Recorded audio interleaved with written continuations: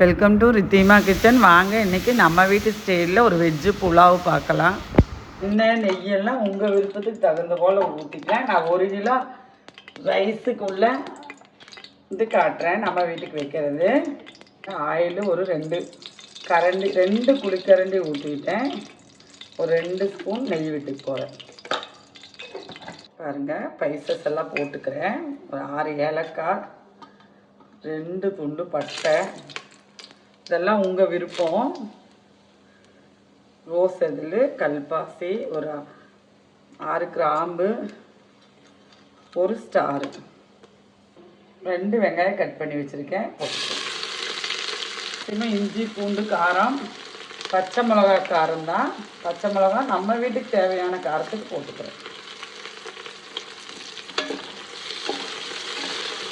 நமக்கு பிரியாணிக்கு ரோஸ்ட் ஆகிற போல் வெங்காயம் ரோஸ்ட் ஆகக்கூடாது. ஒரு அரை பாகம் தான் வரணும். இப்போவே புதினா போட்டுக்கிறேன். பாருங்கள், முந்திரி பருப்பு உங்கள் விருப்பம்தான், நான் போட்டு போகிறேன். பாருங்கள், காய் போட்டுக்கலாம்.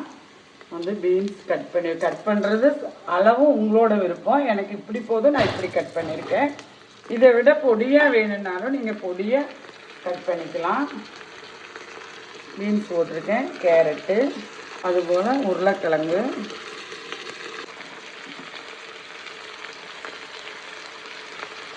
இதில் க்ரீன் பீஸ் இருந்தால் போட்டுக்கலாம். நான் போடல. காயெல்லாம் அவங்கவுங்க வீட்டுக்கு விருப்பத்துக்கு தகுந்த மாதிரி அளவு கட் பண்ணிக்கோங்க.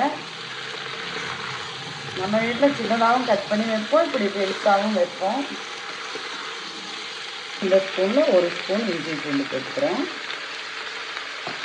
வணங்கும் போதையும் போட்டுக்கலாம், இப்படி காயிலையும் போட்டுக்கலாம். காரத்துக்கு தகுந்த உப்பு போட்டுக்கிறேன். இல்லை, இஞ்சி பூண்டு பேஸ்ட்டு எல்லாம் நல்லா மணம் வரணும்.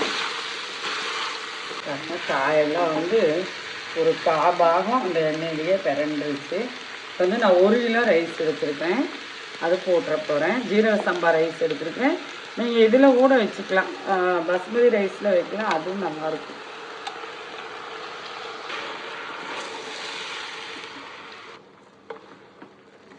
நல்லா கலந்து விட்டுருங்க. இப்போ இந்த கரம் மசாலோட காரம், பச்சை மிளகாயோட காரம் தான். நான் இதில் இந்த ஸ்பூனில் ஒரு அரை ஸ்பூன் போட்டு போகிறேன் கரம் மசாலு. தேங்காய் பால் எடுத்து வச்சுருக்கேன். இதில் 1 கப்பு. நான் அரிசியை அளந்ததில் தான் நான் எடுத்திருக்கேன். அரை மூடி தேங்காய் எடுத்திருக்கேன் 1 கிலோ ரைஸுக்கு. இது உங்களுக்கு வேணும்னா தேவைப்படுறவங்க ஊற்றிக்கிங்க, இல்லாதவங்க இது கம்மியாக கூட எடுத்துக்கலாம். இல்லைன்னா வெறும் தண்ணியில் கூட நம்ம அந்த ரைஸ் செய்யலாம். நம்ம ஒரு கொதி வந்தோடனே மூடி போட்டு, எனக்கு 10 நிமிஷம்தான் போதும். நான் விசிலும் கூட விட போகிறதில்ல. மூடி போட்டு சிம்மில் போட்டு 10 நிமிஷம் எனக்கு ரைஸ் ஆயிரும். நான் காட்டுறேன். பாருங்கள், தக்காளி கட் பண்ணி இந்த ரைஸுக்கு மேக்ஸிமம் புளிப்புள்ள தக்காளியே எடுக்கக்கூடாது. புளிப்பில்லாத தக்காளி எடுக்கணும். அது மாதிரி தாளிக்கும்போது போடக்கூடாது. உடஞ்சிருச்சுன்னா அந்த சாப்பாடு, அந்த புலாவோட டேஸ்ட்டு மாறிடும். நான் இதில் பெருசாக கட் பண்ணி வச்சுருக்கேன். இப்போ ஒரு சின்ன தக்காளியில் கட் பண்ணினேன். அதில் 6 பீஸ் வந்தது. நான் 4 பீஸ் அதில் போட்டுட்டேன். பாருங்கள், எனக்கு சாப்பாடெல்லாம் நல்லா தம்மு போடுற அளவுக்கு வந்துருச்சு. தம்மு போடாதவங்க முதல்ல ஒரே விசில் விட்டால் போதும். காய்கறி எனக்கு சேம் அதே ரைஸ் கூடயே வெந்துடும். இப்போ நான் ரவாவை வச்சு நான் தம் போட்டு போகிறேன். மேலே நெய்யெல்லாம் உங்கள் விருப்பம்தான். தேங்காய் பாலும் ஊற்றிருக்கோம்.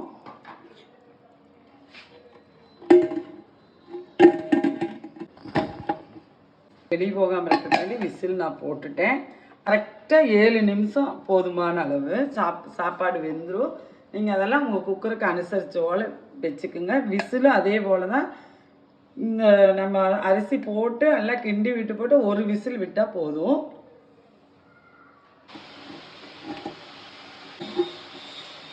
பாருங்கள், நம்ம சாப்பாடு ஆயிடுச்சு. லோ ஃப்ளேமில் நான் ஒரு 7 நிமிஷம் வச்சேன். 3 நிமிஷம் கழிஞ்சு தான் நான் ஓப்பன் பண்ணியிருக்கிறேன் குக்கரு. காயெல்லாம் நல்லா வந்துருச்சு. சாப்பாடு நம்மளுக்கு உதிரி உதிரியாக அருமையாக வந்துருச்சுங்க. இதெல்லாம் உங்கள் வீட்டு அளவுக்கு வச்சுக்கோங்க. அது மாதிரி காயோட கட் பண்ணுற சைஸு உங்கள் வீட்டு அளவுக்கு வச்சுக்கோங்க. பாருங்கள், தக்காளி உடஞ்சிருக்காது. இந்த ரைஸோட கலரும் மாறல. இப்போ புரட்டாசி மாதம் அல்லவா, உருளைக்கிழங்கு கிரேவி, சோயா பீன்ஸ் கிரேவி, இதெல்லாம் எது வேணாலும் வச்சு சாப்பிட்லாங்க. ரொம்ப மேட்சாக இருக்கும். தக்காளி தொக்கு கூட ரொம்ப மேட்சாக இருக்கும். வாங்க நம்ம வீட்டில் சாப்பிட்லாம். நன்றி, வணக்கம்.